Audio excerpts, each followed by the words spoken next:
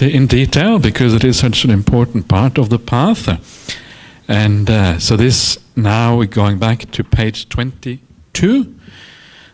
At the bottom of the page, after the suttas on parents, we have a sutta called Archery. Samyutta Nikaya 324, page 22 at the bottom. A very short extract from a much longer sutta, but just to focus on the one thing that is that this is about, the idea of generosity, essentially here. So this is how this sutta goes. This is just a tiny part of it, as I said here. At Savatthi, sitting to one side, King Pasenadi of Kosala said to the Blessed One, "Venerable Sir, where should a gift be given?" And the Buddha replies, "Where one's mind has confidence, great king." Right? And this is one of those interesting little quotes, because very often when you hear Buddhists talking about giving, they would say, "Oh, you have to give it to the arahants, right? Or to the Aryas, to the noble ones." Or they might say, perhaps you have to give to the Sangha and these kind of things. But that's what most people say, but the Buddha doesn't say that. When the Buddha is the only place in the sutta where he is asked this question, where should a gift be given? And what he says is where your mind has confidence. Pasidati is the Pali word. It means like where your mind feels peaceful, calm, tranquil. That is where you should actually give a gift. And this is interesting, right? Because what it means is that we don't kind of we prioritize Buddhism not too much. We also understand that the idea of giving is something that is very broad. We should include everybody in this. Nobody should really be left outside. So it means that every time we have an opportunity to give, every time we see somebody in need, a worthy cause, we are willing to support people in need in a difficult cause. Whenever your heart kind of opens up, you feel compassion, you feel that this would be a good thing to do, right? You see some worthy cause. Whenever you feel the sense of, yeah, this would be nice, your mind feels confident and good about it, then it is always a good time to give. Sometimes spontaneously you feel, whoa, I want to give. And give quickly before your rational mind says, no, that's dangerous. Right? Because this is how often the mind goes. The mind is often very, very tricky in that particular way. And what is important about this, I think, is that even if something may not be the highest merit as such, what we are doing by learning to give when you feel confident about something, when you feel kind of tranquil and happy about it, you are actually learning the power of generosity. You're using every opportunity and you're learning from that. If you wait till the perfect moment, till you find just the right arahant, right, that kind of stuff, you may never end up giving very much, because there's very few and far between these days the arahants in the world. So you end up kind of just sitting there on your whatever you have and never being able to share with anyone. So you're learning to give, right? And this is the wonderful thing about this. You're learning the power of generosity by doing it, and this is one of those very important things. And of course, one of the things that you find is that generosity, the idea, we were talking about this at lunch yesterday as well, one of the ideas of generosity is to feel a sense of uplift while you do it. If you feel joy while you're giving, that is the ideal way of giving. And the reason why it is so ideal is because if you feel joyful, it tends to come together with mindfulness, it comes together with energy, and it tends to leave a very powerful imprint on your mind. And if it leaves a powerful imprint on your mind, it means that later on it's easy to recall, right? Because it kind of sits deep inside in a sense. Then when you sit down, you close your eyes, it kind of comes back to you again, and you can't really avoid remembering those powerful imprints on your mind. It becomes like a small little trauma in your life, right? And that trauma kind of comes back to you on all kind of occasions. So, and this reminds me also of another sutta. This is a sutta in the Majjhima which talks about the power of I think the power of kindness in general, the power of generosity and power of morality and all these kind of things, and why it is so important. And what the Buddha says here, he uses a simile of a person who works all day, right? They work really hard, and when they come home at night, they kind of sit down and then they feel, because they have been living well, doing the right thing, living morally upright, being kind to other people, then when they sit down, it's like all of these acts, they come back to them and they feel automatically happy when they kind of rest in the evening, when they kind of come back and they lie down or whatever it is. And the simile, the Buddha says, just like a mountain, when you have a big mountain and you have the house on the slope of the mountain, and then in the evening the sun goes down behind the mountain, then the shadow of that mountain will envelop that house completely. It will be completely enveloped in that shadow because it is on the kind of the eastern side of the mountain. The sun goes down in the west, right? And you have this complete enveloping, and there's no part of that house which is not inside the shadow of that mountain. In the same way, if you do a mountain of good actions, this is what this is about, a mountain of good actions, and not a mountain of bad actions, right? But very, very few bad, a molehill of bad actions and a mountain of good actions. Then those good actions, they will envelop you. They will kind of embed you almost, right? In the at any time of the day, but especially when you settle down to rest, when you meditate, when you come back home in the evening after work, whatever it is, you will feel the feeling of your kindness. This is the ideal way of practicing morality and generosity. And this is why it is so important to feel that sense of joy even while you do the giving, even while you do acts of kindness in the world. The mountain of good acts comes back and it kind of completely envelops you in that, and you feel good as a consequence.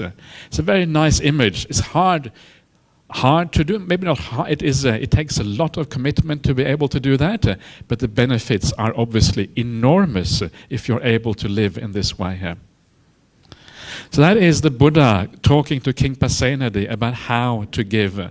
In the next sentence, I haven't actually included that here, King Pasenadi asked, where is there most merit? Where is the best merit? And the Buddha says the best merit is when you give to the, I think he says arahants or something like that. That's the kind of highest individual merit, right? Arahants or the Buddha or whatever, or I can't remember exactly what he says. But before you get to that most merit, you have to learn to give in the right way. And that's why you always take the opportunity when the opportunity arises. Okay. Next sutta on generosity. This is called Vacha. This is a famous ascetic at the time of the Buddha called Vacchagotta. And he has a lot of conversations with the Buddha. In the suttas, you see him conversing with the Buddha all the time. I can imagine, I'm not sure if the Buddha got a bit fed up with this, this ascetic after a while, because he always comes and asks him questions. But Buddha, of course, has endless patience. There should not be no problem there. This is from the Anguttara Threes, and Vacchagotta has asked him a question, and this is what the Buddha replies. Those Vacha who say the ascetic Gautama says, alms should be given only to me, not to others. Alms should be given only to my disciples, not to the disciples of others. Only what is given to me is very fruitful, not what is given to others. Only what is given to my disciples is very fruitful, not what is given to the disciples of others.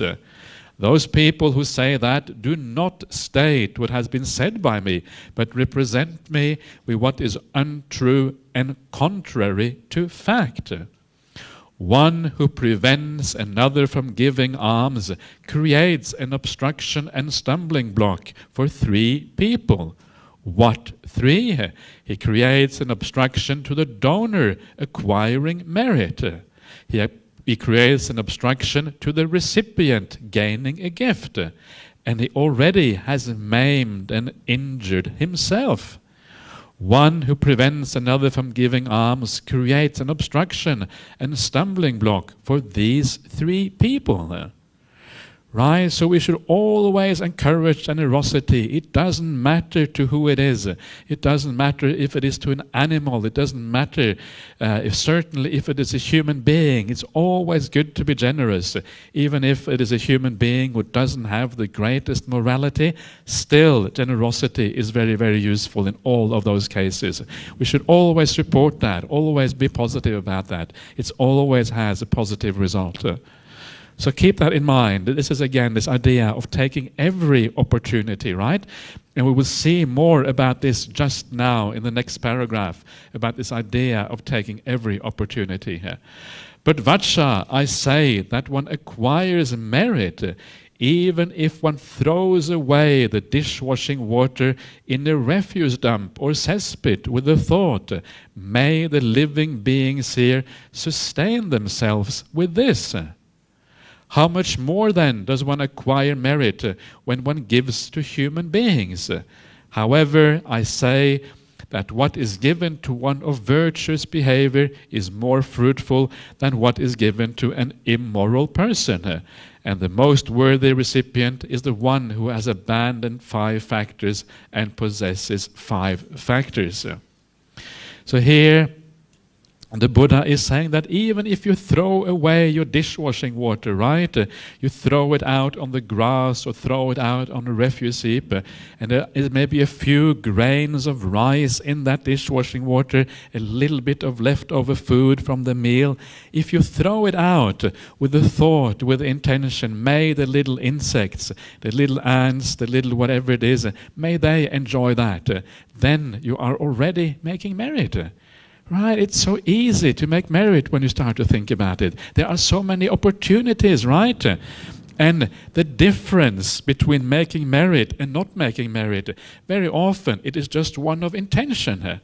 You can most people just throw away the dishwashing water without thinking about it, or just throw it out. You want to get rid of it. The only difference between that person and the one who makes merit, the one who makes merit thinks honestly in their heart, may the little beings out there, may they actually live on this, may they enjoy this, and you throw it out for the benefit of those living beings.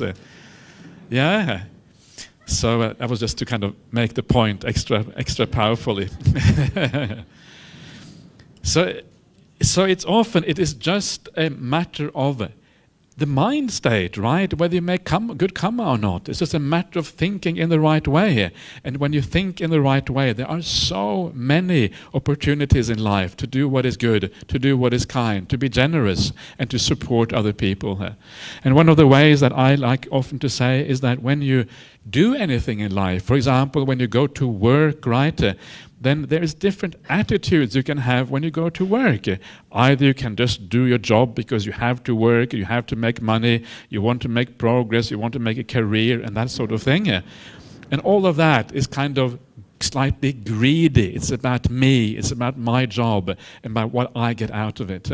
But one way of making good karma, even when you're working, is to remember the people who are beneficiaries of what you do, right? There are customers, there are co-workers who work in a company. There are always people who are beneficiaries of the work that you do. And when you think about that, instead of thinking just about yourself, you can actually make good karma and make money at the same time. Right? Win-win situation, money and good karma. Yay! Right? This is the way, simple way of kind of making good karma in everyday life. We make the ordinary things, we make them special, we lift them up to a new level. And then when you start to think like that, you start to look for other opportunities. How can I be kind to my co-workers rather than always, I don't know what it's like to have, my co-workers are really good actually. Very easy to be kind to them, but co-workers probably vary, but you think more about how you can be kind to them, support them, what can you do for them in the right way here, and then you are on the right track, right? Taking every opportunity here. So this is, I think, one of the most important messages of this sutta, is that there are so many opportunities to do what is good. It's just about our mind state, putting our minds to it, thinking about things in the right way, taking every opportunity, and then it is you can make your whole life into a blessing, right? Into something positive. This is what I try to do when I sit here and I try to think, okay, how can I make this nice for the people who listen? How can I kind of give them something extra, right? How can I do it whenever I teach somewhere? How can I kind of make it a more kind of a gift in a sense from me here? Right? I don't think about, for example, oh, I hope they are really generous so that I can take back some money to the monastery afterwards and then Ajahn Brahm will be really happy with me because then we can build another kuti or something. I don't think like that, right? What I think is, what can I do to be kind of, to give something extra and to be generous? And then it makes me happy when I can do some teaching as well. And then it becomes part of my practice, part of what I do as well. This is how I try to live. Not always perfectly well, but I try at the very least to live in that way here.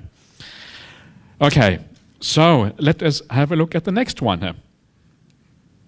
This is from the Iti Vuttaka, one of those books in the Khuddaka Nikaya, not one of the 4 main Nikayas, but in the 5th one here. And this is a small little sutta which also talks about a similar kind of thing here. O monks, if people knew as I know the result of giving and sharing, they would not eat a single meal without having given, nor would they allow the stain of miserliness, of niggardliness, to obsess them and take root in their minds. Even if it were their last morsel, their last mouthful, they would not eat without having shared it, if there were someone to share it with. But monks, as people do not know, as I know, the result of giving and sharing, they eat without having given, and the stain of miserliness obsesses them and takes root in their minds. Right? Another one of these beautiful things about taking every opportunity, every chance to share and to be generous. And you wouldn't eat a single meal, says the Buddha here, without giving, if you really understood the power of generosity and what effect it has in your life, and also the effect it has in inspiring the people around you. Okay. Let's go on to the next sutta. There's more about generosity, and these are from Anguttara 461, worthy deeds. There are these 4 things that lead to the obtaining the 4 things that are wished for, desired, agreeable, and rarely gained in the world. With wealth acquired by energetic striving, amassed by the strength of his arms, earned by the sweat of his brow. I think I mentioned this before.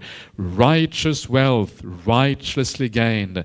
The noble disciple undertakes 4 worthy deeds. Right? And these 4 worthy deeds are how to basically be generous. We'll have a look at that in a second here. But one of the important points here, again, as I was saying before, this idea that when we have wealth, it should be wealth that has been gained in the right way, right? Righteously, morally, in other words, ethically, not by kind of stealing or by cheating somebody, but you have really worked for that. And then you feel that you are the worthy recipient of that money. It really is yours. And that is when it is especially powerful and beautiful to share with others, because it is a real act of generosity, real act of renunciation when you give up what is actually yours. So, what are these 4 worthy deeds? Hear, householder, with wealth acquired by energetic striving, amassed by the strength of his arms, etc., righteously gained, the noble disciple makes himself happy and pleased and properly maintains himself in happiness. He makes his parents happy and pleased and properly maintain them in happiness. He makes his wife and children, maybe husband and children as well, his slaves, workers and servants happy and pleased and properly maintain them in happiness. He makes his friends and companions happy and pleased and properly maintains them in happiness. This is the first case of wealth that has gone to good use, that has been properly utilized and used for a worthy cause. Right? And this is quite interesting because it starts off with actually making yourself happy, right? Looking after yourself. And this is often against how people think about how to be generous. But we need to be generous towards ourselves as well and look after ourselves. And one of the reasons for that is because nobody in the world is closer to us than we are to ourselves. There's one person you know with absolute certainty that you can make happy because you know yourself better than anyone, and that is yourself. So make sure you also look after yourself. You have a sense of self-compassion, a sense of self-worth, that you are worthy of being given happiness in this way. It's a positive sense of feeling about oneself. Very interesting, because we ourselves cannot come on top of the hierarchy. Of course, the reality is that if you really know how to look after yourself, you understand that looking after yourself is not very different from looking after other people. Because when you look after others, then you look after yourself, because it makes you happy to look after others. When you look after yourself, it gives you more energy and to help to look after others as well. The two things are really just two sides of the same coin. And this is the kind of one of the beautiful things about the spiritual path. Understanding the spiritual path properly, any act that is spiritual is an act that benefits both yourself and benefits other people. Right? That is really what I would call a spiritual act or a spiritual thought. Both benefits you and it benefits others. We're talking about generosity here. Generosity benefits others, but also benefits you. Kindness benefits others, but also you. This is one of the definitions, I think, of what a spiritual action actually is all about. And then, of course, we just had a look at parents before, how important parents are, and that's why parents are next on the list. Right? And then come your wife and children, or your husband and children. Usually the suttas are spoken from the male point of view, but of course we can just substitute and see it from the female point of view as well. Then all the other people that are reliant on you, all the workers, all the servants, and even the slaves from those days, you look after them. Then your friends and companions. So everybody who has some relationship to you, right, should look after in this way. This is the first way to use your wealth that has been amassed in the right way here. The first properly utilized worthy cause of wealth. Then we have the second way, again, with wealth acquired by energetic striving, etc., righteously gained, the noble disciple makes provisions against the losses that might arise from fire, floods, kings, thieves, and displeasing heirs. He makes himself secure against them. This is the second case of wealth gone to good use. Right, so you put a little bit of money aside for making sure you have a good lock on your door, that kind of stuff, so the thieves don't come, the kings and the thieves don't come. It says here. Interesting how the kings and the thieves are kind of said in the same sentence in that way. Taxes, exactly. The kings, taxes, and thieves are kind of. I think taxes, of course, are important, right? Otherwise, society collapses if we don't have taxes. But sometimes the kings might have gotten a bit greedy sometimes in the old days. Maybe that's why they are kind of singled out in this way. But if it is a righteous king and a righteous government who take what is needed to keep society going, then I think both kings and taxes are necessary for the survival of society here. So. Again, so that is also wealth well used, right? Which is interesting. So that is kind of more a pragmatic way of using your wealth. And then we have the third one. Again, with wealth acquired by energetic striving, righteously gained, the noble disciple makes 5 kinds of oblations. These are like offerings, oblations, to relatives, to guests, to ancestors, to the king. Right now the king is in the good books, before he was in the bad books. And to the deities is the last one there. Again, this is the third case of wealth gone to good use. So interesting here that now we are kind of, deities is interesting, that's right, as one of them. But this is a kind of an unusual list, right? It's not the kind of normal Buddhist ideas, perhaps, in some of these things. Relatives and guests, fair enough. Ancestors, sometimes we do acts of kindness in the name of people who passed away. That is what the ancestors is about here, really. The king, right? You do pay your taxes. That's what that means. So sometimes it is good to pay the king. It's good to pay your taxes. This is what is meant by this one, I think. And the last one, to the deities, that is the strange one here. And this is the one which I must admit I'm not entirely sure how Buddhist this is, whether this is a kind of a sneaking in of ideas, non-Buddhist ideas into the Buddhist texts, because sometimes, ideas often kind of cross boundaries a little bit. And of course, this idea of giving to the gods and giving to deities is very much part of other religions like Hinduism and Brahmanical teachings and other things. If you go to many Southeast Asian countries that are really Buddhist, like Thailand, they will often have a shrine in the garden where they give to deities and they give to gods and they give to the departed and these kind of things. It's very common in South Asia and also Southeast Asia. Does anyone do this here here as well? They do it. Okay, great. Yeah. So that is kind of nice, right? If you do it in the right way, it may have a good it may be significant if you do it in the right way, especially thinking about your ancestor and this kind of thing. But really, I don't think offering to the deities, as far as I'm concerned, I could be wrong about this. Sometimes it's very hard to know exactly how these things, but I cannot really see any particular reason from a Buddhist point of view why you would want to offer to the deities.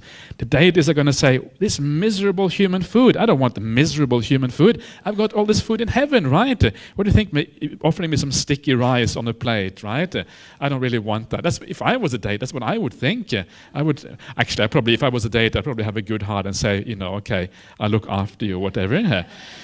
But it also seems to contradict what we see in some of the other suttas. In one of the suttas, in the Ratapala Sutta, where Ratapala is speaking to King Kuravya, he talks about the 4 summaries of the Dhamma, right? That is the reason why he decided to go forth and become a monk. And one of the summaries of the Dhamma is that there is no protector. There is nobody, there is no overlord in the world. It's a very different idea from the traditional Buddhist ideas around the world that either there is a supreme God who looks after you, or there are little deities like you have in Hinduism that look after you, right? But he is saying that there is no such deities that really look after you. And yet this one here seems to be saying the opposite. You kind of make oblations to the deities, and the idea, I think, is that then the deities look after you in turn. But that is not really a Buddhist idea. Buddhist idea is to be independent. You are responsible for your future through your actions, through the way you live. And there's no real need to invoke all these kind of deities to look after you. The deities will probably may look after you anyway, but if that's the reason why they would do that, would be because you are a good person, because you keep the precepts, and because you live well, and because you have a pure mind. That is the kind of person the deities might be interested in looking after. But generally speaking, you are responsible for your life, and you cannot outsource that responsibility to the deities. Bribery, that's right, yeah. Okay, so let us look at the last one of these ones.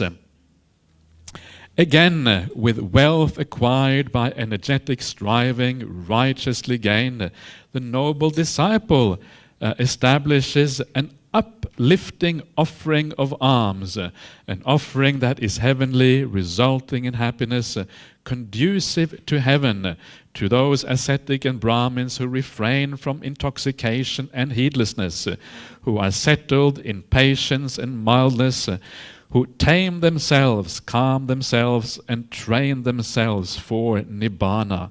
This is the 4th case of wealth that is gone to good use, that has been properly employed and used for a worthy cause. So this is the last one, the kind of the support of people who practice in the right way, who do the right thing, is also a great way, according to the Buddha, to actually spend one's offerings. So do all of these things in the right proportions, right? And then you are on the right track.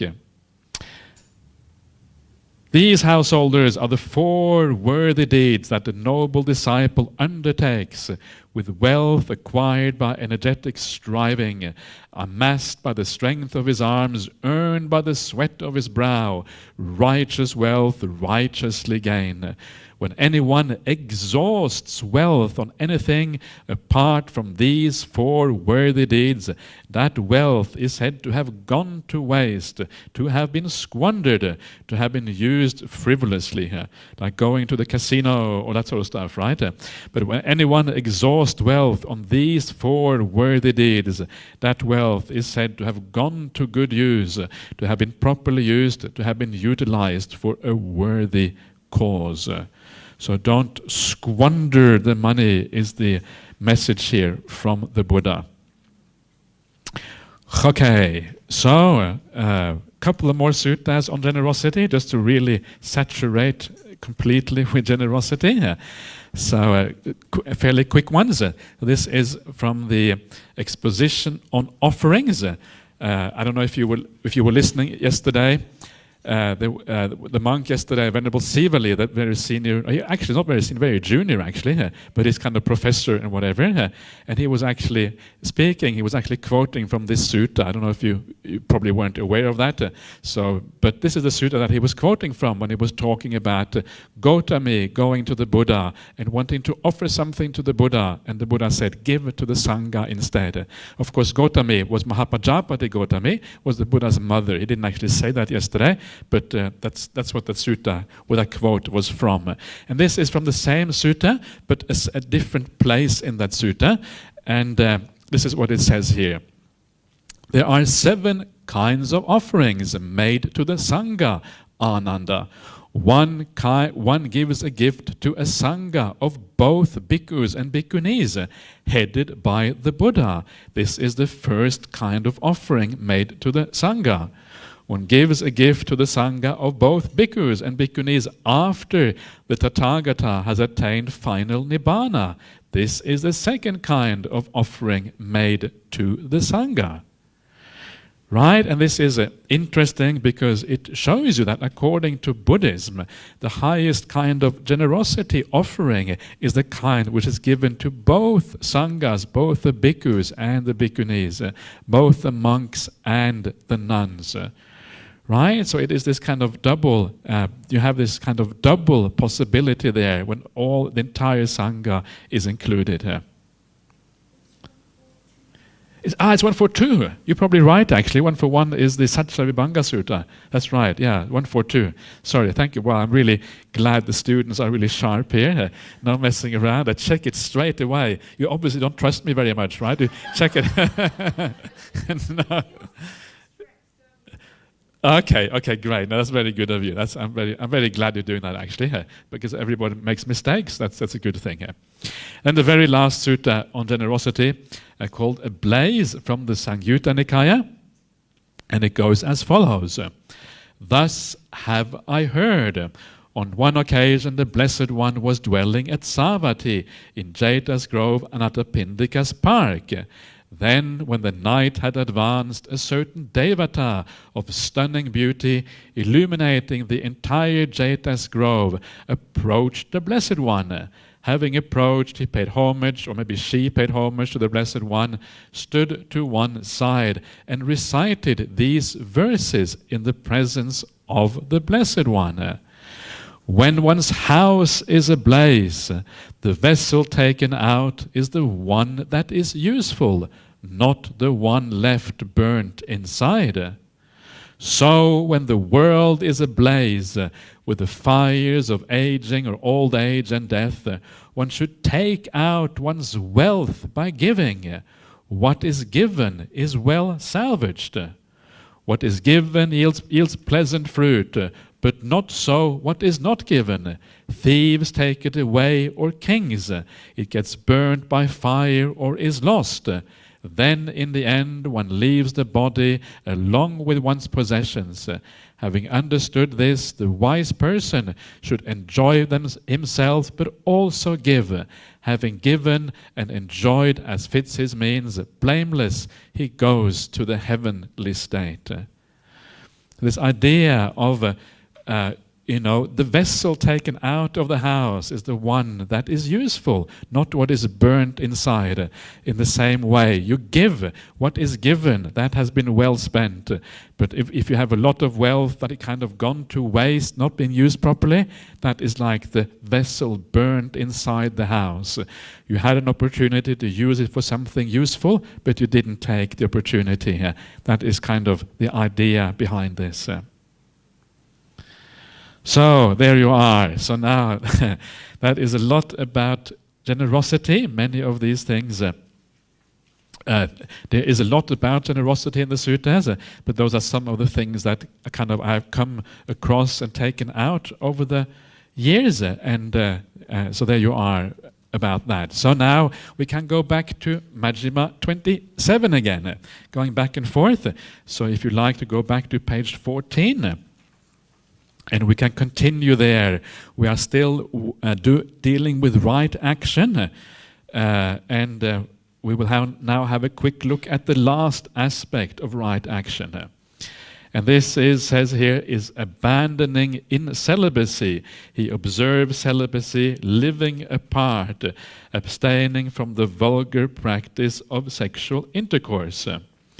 So this now we are dealing with the monastic path, and that's why it says at the beginning you go forth into monastic life, right? But of course it is relevant to people because there is always limitations on all of these kind of things, regardless of what kind of life you live. But first of all, I like to correct some of the translations here because translation is not very good. And it's not really abandoning in celibacy. What it is abandoning sexual activity would be much more correct to say, because celibacy just is much more limited than that. You observe not having any sexual activity. You live apart. You live by yourself or whatever. Abstaining from the common practice of sexual intercourse. The word vulgar has a very kind of pejorative meaning. It's really just means the common, in other words, the ordinary practice that is kind of found commonly in the world is what it really refers to. And it's interesting, isn't it, that the Buddhist path is this kind of path where you abandon all sexual activity. Why is that? And sometimes people ask this question. When you look at the monastic rules, there are very strict monastic rules about being with the opposite gender and that kind of thing, right? You can't be alone with the opposite gender and this sort of thing, because once that happens, dangerous things tend to evolve from that kind of situation. So very strict rules about opposite gender and all things sexual from the monastic point of view. Why is that the case? And the reason is simply that when you are trying to practice a path of meditation, meditation and sensuality go in exactly opposite directions. The sensual world is all about going outside of yourself, enjoying the objects outside, seeing beautiful sight, listening to beautiful sound, touching nice things in the world, and it's outside of us. These are things that come from the outside. Meditation is the exact opposite. It is the happiness that comes from inside of ourselves. If you find a lot of happiness in external objects, it means that you are attached to the external world, right? You're attached to all those things in the external world that give you happiness. That is the nature of finding happiness in a certain place. You tend to get attached to that. If you are attached to external things and you try to become peaceful in your meditation practice, you can't, because the attachment stops you from allowing you to letting go of those external things, and you cannot really go inside properly. It's quite simple, right? Once you understand the dynamics here, it's easy to understand why the non-sexual life is an important part of any serious meditation practice. Serious for monastics, but also for lay people. When you go on long retreats or serious retreats, you have the similar kind of precepts for lay people as well. And that is the reason, because then it allows you to go deeper in meditation, because you are inclining to giving up the attachments to the external world.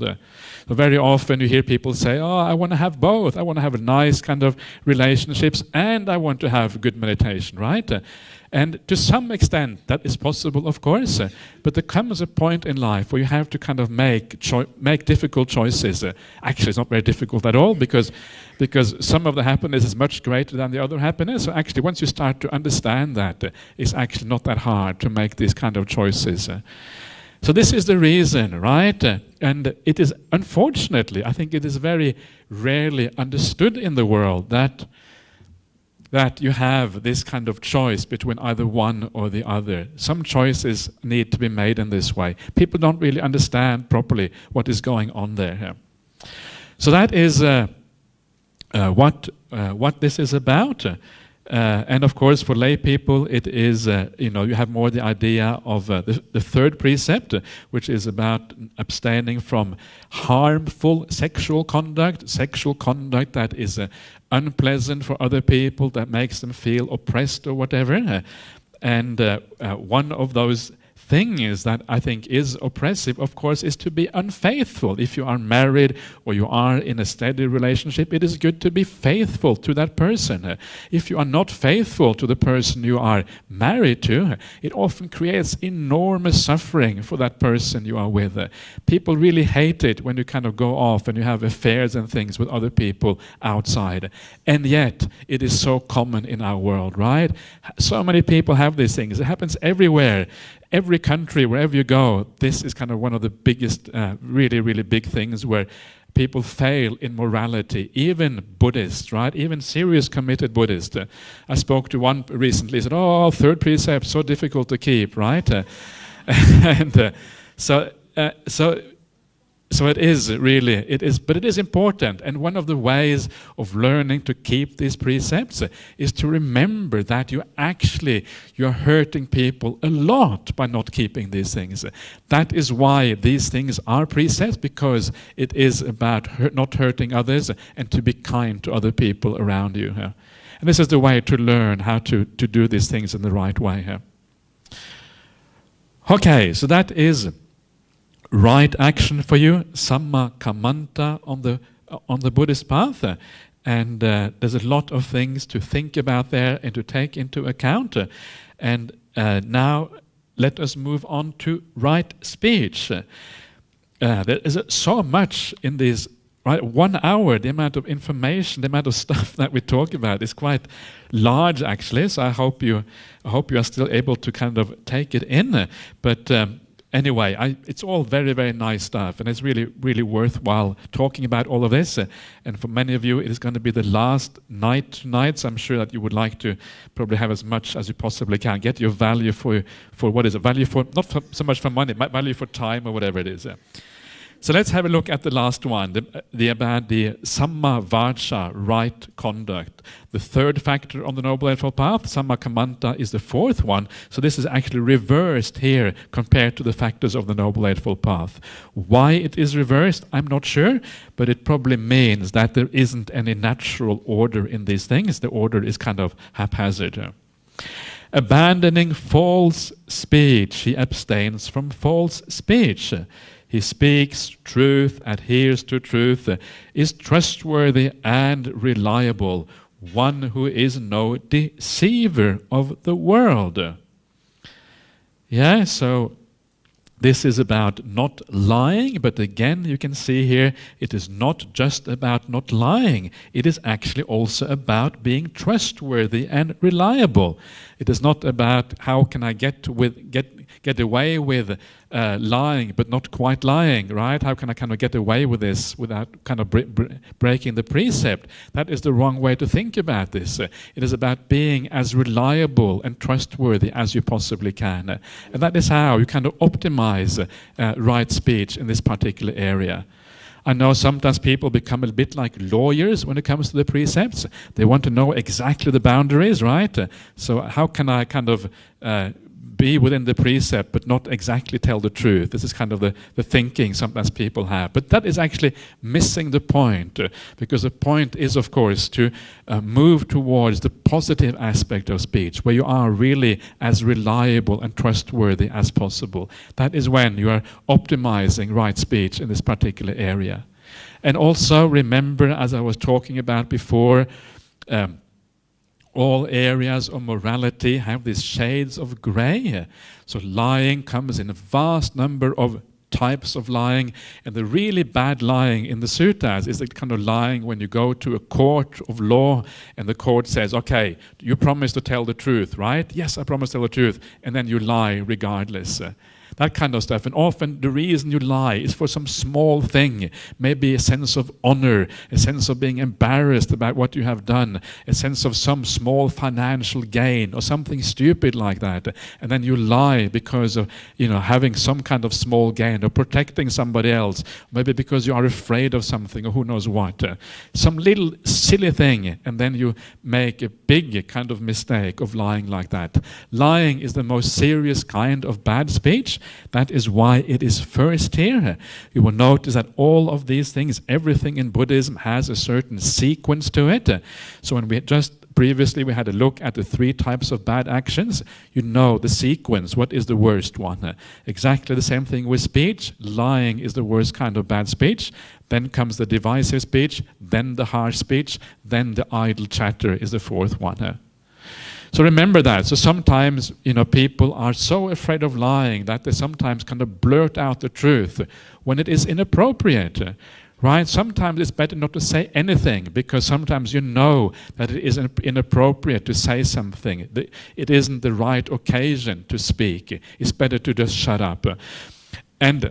And sometimes it is the case that occasionally it may even be okay to lie, depending on the situation. Again, because it is a breach of the precept, you have to be very careful in those situations. But there may be situations where lying, where the situation is so difficult, it's so hard to get out of it, and you know that telling the truth would be cruel, right? It would be outrightly wrong. It might lead to somebody dying in certain situations. And in those kind of situations, if you are skillful about it, it might be better not to tell the truth right out. Even lying in certain situations might be possible. And one situation that Ajahn Brahmali always tells about, a situation, there was a man who was in hospital. He was going to have a bypass operation, and bypass operations there's always a little bit of chance it will go wrong. 2 or 3%, very small chance, but there's always a little bit of possibility that you might die of the bypass operation. And then he was in this room with another man, and he was also going to have a bypass operation. And one day this other man is wheeled into the operation theater, right? And then he doesn't come back. And then this man in the bed, his wife comes to visit, and he asks his wife, what happened to my friend? He went into the operation. I haven't seen him since. Is he okay?